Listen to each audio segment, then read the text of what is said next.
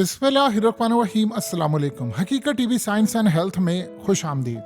दुनिया में एक सवाल जो शायद हो सकता है इसका जवाब अगले 4-5 साल तक किसी को ना मिले, ना चाइना को शायद मिले, ना ईरान को मिले, ना तुर्की को, ना पाकिस्तान को, कि एक जंग चल रही थी जो इसराइल की थी। उस जंग के अंदर इसराइल की पिटाई हो रही थी, अमेरिका की पिटाई शुरू होने वाली थी।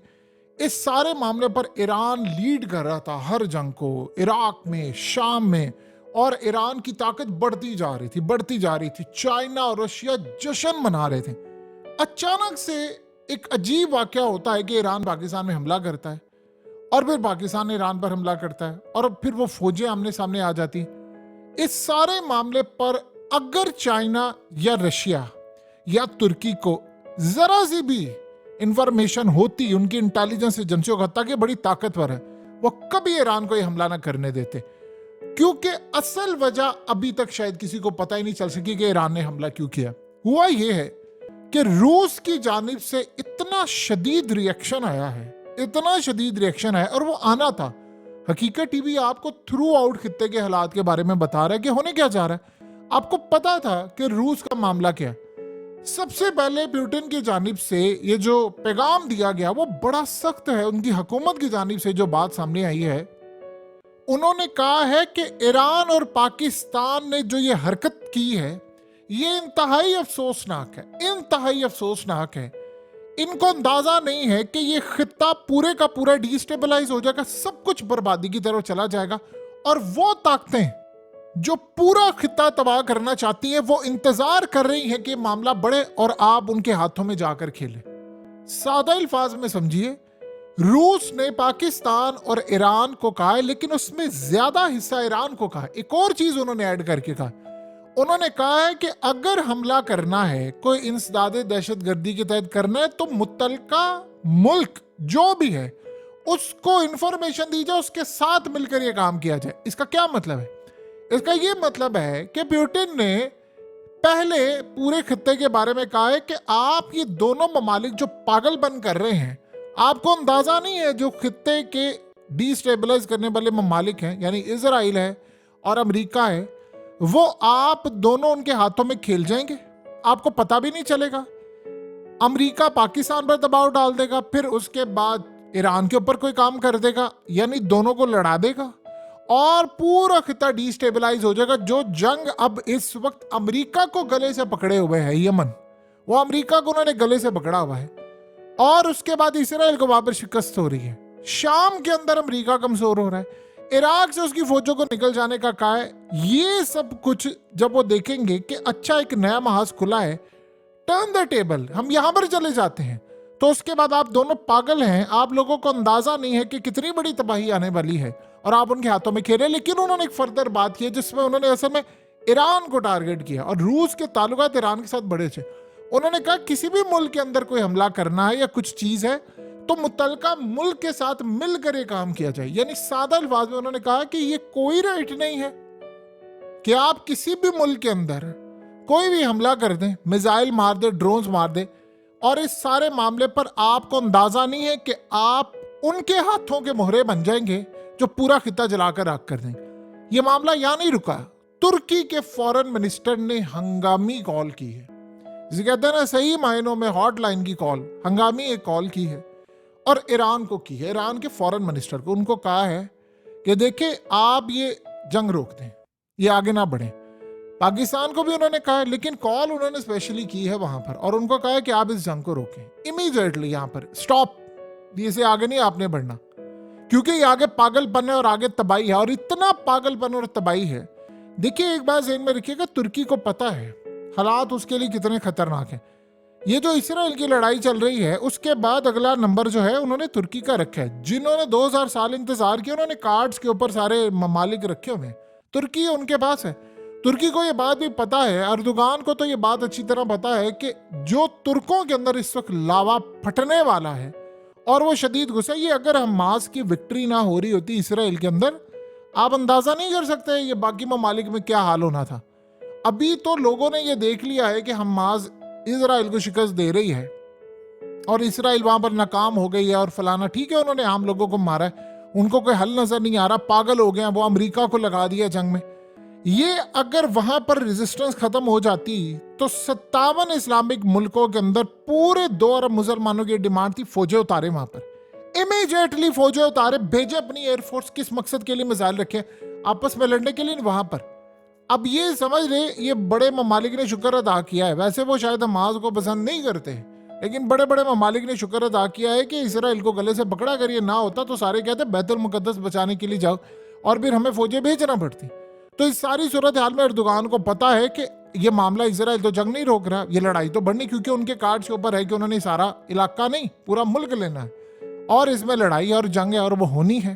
तो एर्दोगान ने पैगाम दिया फॉरेन मिनिस्टर को, कॉल करें और उसको क्या, रुक जाओ यहाँ पर, इनफ इज इनफ, स्टॉप, इससे आगे आपने बढ़ना नहीं है, इसके आगे सिर्फ तबाही है, सिर्फ तबाही है, और पूरा खिता नहीं पूरे वर्ल्ड की तबाही, और स्पेशली मुसलमानों। अब उसके बाद उन्होंने ईरान को कहा, देखिए अब हुआ ये है कि चाइना रशिया को अगर जरा सा भी पता होता, 0.1% भी उनकी इंटेलिजेंस एजेंसियों ने रिपोर्ट दी होती, कभी ईरान को हमला न करने देते। आप एक बात बताइए ना, रूस इस वक्त बहुत फ्रंट पर है। ज़ेलेंस्की ने आकर कहा है कि हम आखिरी दमों पर आगे, ओपनली उस बंदे ने यह बात कही है कि हम बिल्कुल एंड पर आगे हैं और इसके बाद मजीद जंग लड़ने की पोजीशन में नहीं है। इसका क्या मतलब है? इसका यह मतलब है कि आज नहीं तो कल नहीं तो परसों, 1 महीने बाद, 2 बाद, 3 बाद, किसी भी वक्त प्यूटन ने वहां पर एक बहुत बड़ा दस्ता फौजों का उतारना है। एयरफोर्स उनकी जाएगी, उसके बाद टेक्नोलॉजी, बॉर्डर, बहुत बड़ा एक हमला करना है, और वो फाइनल हमला होगा। और उस हमले के नतीजे में उसने यूक्रेन के अंदर दाखिल फौजें करके कहना है कि आओ सरेंडर कर दो, वरना आज पूरा शहर का पूरा मुल्क हम उड़ा देंगे। उसके बाद वो फाइनल मोमेंट होगी। उसको नेटो ने रोकने के लिए 3.5 लाख फौजें तैयार कर ली हैं कि हमने जैसे ही होगा हमने हमला करना। अब उस वक्त ईरान के जो मिसाइल हैं, अब रूस ये कह रहा है कि ये मिसाइल जो मुझे चाहिए तुम लोग पाकिस्तान पर दाग रहे हो, और पाकिस्तान उस पर दाग रहे। अब वो ये कह रहा है कि जब ये सूरत हाल है तो लॉटरी निकली अमेरिका की और इजराइल की लॉटरी निकले कि आपस में लड़ गए, अच्छा ये आपस में बर्बाद हो जाए, इनकी जंग छिड़ जाए। इंडिया भी यही चाह रहा है कि जंग छिड़ जाए इनकी किसी तरह, और ये सारा मामला हम इधर से लपेट कर उधर चले जाए। अमेरिका फिर पाकिस्तान को, जाहिर सी बात उसने पाकिस्तान के साथ खड़े होना है, उसने कहना है ये को, तो चाइना के लिए तो सबसे ज्यादा ये बुरी चीज है। जाहिर सी बात है चाइना का दोनों दोस्त हैं, या तो देखिए अमेरिका के 2 दोस्त आपस में लड़े हो इत्तेहादी, तो अमेरिका के लिए तो बर्बादी है कि दोनों ही आपस में लड़ाई कर रहे हैं, तो वो कहां पर खड़े होंगे? अमेरिका को तो बात समझ नहीं आएगी। लेकिन अगर 2 मुखालिफ हो तो जाहिर सी बात है पोजीशन है। अब चाइना के लिए मसला है कि ईरान भी उसका दोस्त है, इत्तेहादी है, और पाकिस्तान भी उसका इत्तेहादी है। ये बात की बात है कि ईरान में उसने कितनी इन्वेस्टमेंट की, पाकिस्तान में कितनी की, पाकिस्तान में कम क्यों है, इत्तेहादी हैं दोनों। इस सारे मामले के अंदर रूस ये देख रहा था कि अच्छा मुझे असला मिल रहा है, उसने साथ ऐलान कर दिया कि जो जो ताकतें, जो जो बंदा पूरी दुनिया से आकर लड़ना चाहता है हमारे साथ यूक्रेन में आकर लड़े, हम उसको नेशनैलिटी देंगे, पैसा, घर सब देंगे। और वो खुश था कि इजराइल को मार पड़ी। अगर वॉल स्ट्रीट जर्नल ने ये बात ना लिखी होती तब भी ये बात पूरी दुनिया को पता थी कि चाइना और रूस जश्न मना रहे। क्यों इसराइल बार बार कह रहे हैं कि मेड इन चाइना हथियार हमारे से मिल रहे हैं? जाहिर सी बात है वो सारे के सारे जो दिए हैं उन्होंने ईरान को दिए, ईरान ने आगे सप्लाई किया। ईरान ने बड़ी कमाल विक्ट्री हासिल की हुई थी। ये बिल्कुल ही एक अननेसेसरी चीज थी कि उन्होंने पाकिस्तान पर हमला कर दी। अब एक बात देखिए, जेन में रख लें, जहां तक मामला है कि ईरान ने कहा जी पाकिस्तान में दहशतगर्द है, ये असल वजह है ही नहीं है, आपकी असल वजह ही नहीं है। आप ब्लड से, ये वजह आपसे है। ईरान तो कह रहा है, बड़े सालों से कह रहा है कि जी ये सारा कुछ है। आप टाइमिंग देखते हैं कि टाइमिंग क्या, अच्छा इस वक्त ईरान लड़ाई में फंसा हुआ है, फलानी जगह पर फंसा, और या तो आप हार रहे हो तो समझ भी आती है कि आप दूसरे मुल्क को इन्वॉल्व कर दे, जैसे इसराइल ने किया, खित्ते में पूरे लड़ाई फैला दी। ईरान जीत रहा है, यमन के थ्रू जीत रहा है, हिजबुल्लाह के थ्रू जीत रहा है, हमास के थ्रू जीत रहा है, और उसका जो इस वक्त खौफ है अमेरिका के ऊपर वो बड़ा भयानक है। तो फिर ये इतना बड़ा ब्लंडर उसने क्यों किया? ये जो बात है आप सोचिए जरा, ये चाइना को भी नहीं पता थी, ये बात रूस को भी नहीं पता थी, ऑफ कोर्स पाकिस्तान को भी। अगर ये बात रूस को पता होती या चाइना को पता होती, कभी जिंदगी में वो ईरान को काम ना करने देते कि सारी सिचुएशन डाइवर्ट हो गई है, तुमने पैरों पर कुल्हाड़ी मारी है।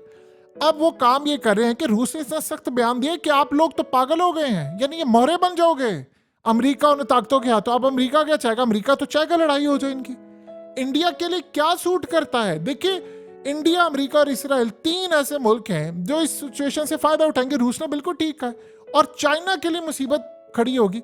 चाइना का आप इन्फ्लुएंस देखिए, उसने मिडिल ईस्ट में क्या किया।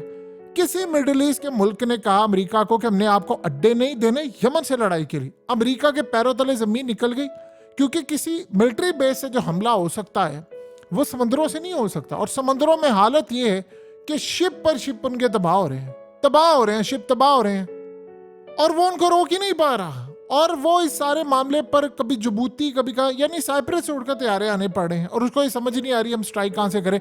और आप सोचें, अमेरिका के स्ट्राइक करने के बावजूद हालत ये है कि यमन ने उनके इतने शिप उड़ा दिए हैं, और कल भी उड़ाया, परसों भी उड़ाया, उससे पहले भी उड़ाया, उससे पहले भी 34 हमले कर चुका है यमन। और ये सारी किसके खाते में जा रही थी? देखिए नेतन्याहू ने क्या बात की थी। उसने कहा था ये भूल जाए आप हिजबुल्लाह को, भूल जाए आप हमास को, यमन को। उसने कहा ईरान है, ईरान को पकड़ ले सारा मामला हो जाएगा। और ईरान की टेक्नोलॉजी उसने जो हालिया किया, और जाहिर सी बात है ये काम उसने क्यों किया, इस बात का देखिए जो मर्जी आप कह लेंगे। ईरान को शायद ये था कि जी पाकिस्तान को यमन के खिलाफ ना अमेरिका कैंप में ना चला जाए, फलाना ना चला जाए। पाकिस्तान नहीं किया, और माजी में भी नहीं किया, और अभी भी जाने की जरूरत नहीं। यमन जाहिर सी बात है, देखिए अफगानिस्तान की तरह आप इसे लड़ाई करेंगे तो जो भी इसे लड़ाई करता है उसका कब्रिस्तान बन जाता है। ये खुद तबाह हो जाएंगे, लेकिन ये लड़ते रहेंगे नस्ल दर नस्ल। यमनियों की भी तारीख है, इस तरह अफगानिस्तान की भी। वो मुल्ला उमर को जाकर जब पाकिस्तान से एक डेलीगेशन गया था तो उन्होंने जाकर उनको कहा था कि अमेरिकी बड़े सख्त नाराज हैं, आप ये काम ना करें, ये जंग छिड़ जाएगी। तो उसने कहा था, एक घड़ा था, वहां से उसे पानी उठाया और पूरा अपने ऊपर उंडेल दिया। आपको पता है घड़े का पानी ठंडा होता है। तो इतना उसको शदीद गुस्सा चढ़ा हुआ था कि उसने अपने आप को ठंडा किया कि डेलीगेशन है, चूंकि मेहमान है, और पठानों का आपको पता है कि वो मेहमानों को गालियां नहीं देते, यानी उसकी इज्जत करते। उसने कहा, बस इतनी बात उसने मुड़कर कही, और इस सारी सूरत हाल में पाकिस्तान के नामवर लोग गए थे। उसने कहा था एक बात ज़हन में रखना, मुझे ना बताना और हमें ना बताना लड़ाई क्या होती है, हम हजारों साल से लड़ते आ रहे हैं, अपनी परवाह करना। ये उसने बात की थी। तो लड़ाई इन लोगों के लिए, यमन के लिए या ईरान की भी तारीख रही है, या ये तारीख रही है अफगानिस्तान की, ये इस तरह की जो ताकतें हैं उनके लिए लड़ाई को मायने रखती नहीं है। उनका ये अफगान तालिबान का ये मुतालबा, भाई हमारे पास गंवाने के लिए क्या है, आप अपना देखो आपके पास कितना कुछ है। और एट दी एंड देख लीजिए आज अफगानिस्तान स्टेबल हो रहा है, और पाकिस्तान की इकोनॉमी कहां पर खड़ी है, उनकी करेंसी देख लो और हमारी देख ले, क्रिकेट टीम उनकी देख लो और हमारी देख लो। अब इस सूरत हाल में जो असल मामला ये है कि वो लड़ाई का जहां तक मामला, अब ईरान ने ये जो काम किया है, जो ओरिजिनल वजह है वो सारी आप कह लें कि ईरान ने अपने मिसाइल भी दिखाने, ईरान ने सारा कुछ करना, ये सारी वजूहात हैं। लेकिन असल वजह वो शायद किसी को ना पता चल सके, और पता भी हो तो शायद कोई बता ना सके। उसकी सबसे बड़ी वजह ये है कि इस वक्त ये ब्लंडर ईरान करेगा, वो ईरान जिसने इतनी कमाल महारत से इस खत्ते के अंदर अमेरिका और इसराइल को गले से पकड़ा है। ये बात किसी से हजम नहीं हो पा रही कि ऐन मौके पर आपने ब्लंडर, आपने हमला किया, आपने ये देखिए ना तो ये इराक ना, आपको इस वक्त करने की जरूरत नहीं। इराक में तो जो हमला किया वो तो चले मान सकते हैं ना कि ईरान में एक हमला होता है, तो आपने उसके हेडक्वार्टर पर यानी मोसाद के हेडक्वार्टर पर हमला किया, चले आपने वहां की टाइमिंग चूज की, आपने किया, आपने फिर शाम में हमला किया और आपने बताया कि 1200 किलोमीटर तक मैं तिल अवीव में भी मार सकता हूं और कोई डिफेंस सिस्टम नहीं रोक सकता। ये तो बात समझ आती है कि आपकी उनकी लड़ाई चल रही। पाकिस्तान से क्या लड़ाई चल रही थी? कोई लड़ाई नहीं थी हमारे साथ, और आपने बिला वजह यहां पर एक मारना करना, और फिर पाकिस्तान ने जवाब दिया। यानी इससे हासिल क्या होता है? वही दोनों पोजीशन, इसे कहते हैं प्री पोजीशन पर आप खड़े, उन्होंने हमला किया, आपने जवाब दे दिया। यही ब्लंडर तो इंडिया ने किया था, इंडिया ने हमला किया, पाकिस्तान ने जवाब दे दिया, और हमने शायद तगड़ा जवाब दिया था। लेकिन इस सारे मामले के अंदर अब जो मामला है वो तुर्की ने इनको कहा है बस स्टॉप करो। चाइना तो इस वक्त देखिए, चाइना का मामला ये होता है कि वो ओपनली बयानात उसके बहुत कम आते हैं, असल बैकडोर चैनल होता है। जब ईरान की सुलह हो रही थी सऊदी अरब के साथ, तो एक भी स्टेटमेंट चाइना ने नहीं दी। सवाल ही पैदा, अचानक सारे लोग थे और मीडिया को भी नहीं पता था, और अचानक ये खबर आती है और पता ये चलता है कि ईरान और इसकी सुलह हो गई, यमन जंग भी खत्म हो गई, सारा हो गया। तो लोगों ने कहा और देखा कि जी चाइनीज जो है वो इनके हाथ में ला रहे हैं, दोस्ती करवा रहे हैं। वो एक बड़ा जबरदस्त लम्हा था। अभी चाइना ये काम कर रहा है, लेकिन फिर उसको एक और बयान भी देना पड़ा है साथ कि दोनों ममालिक सबर का मुजाहरा करें। रूस ने एक कदम आगे बढ़कर कहा कि आप लोगों को अंदाजा नहीं आप इनके हाथों में खेल रहे हैं, आप तो बर्बाद हो जाएंगे। बहरहाल आप कुछ भी कहें। और दूसरी जानिब आप ये देखिए ईरान इस वक्त क्या कर रहा है। ईरान इस वक्त बॉर्डर पर अपनी पूरी तरह तैयारी करे एक जंगी मुश्किल, यानी कोई समझ से बाहर है कि इस वक्त ये काम करना क्यों है। आपने अपनी ताकत दिखानी है और वो इराक में उन्होंने दिखा दी है, शाम में भी दिखा दी है, यमन के हवाले से भी दिखा रहे थे और हिजबुल्लाह के हवाले से दिखाई उन्होंने। मिलिट्री बेस जो उड़ाई, एयर बेस, आप सोच सकते हैं इसराइल कितने साल पीछे चला गया है।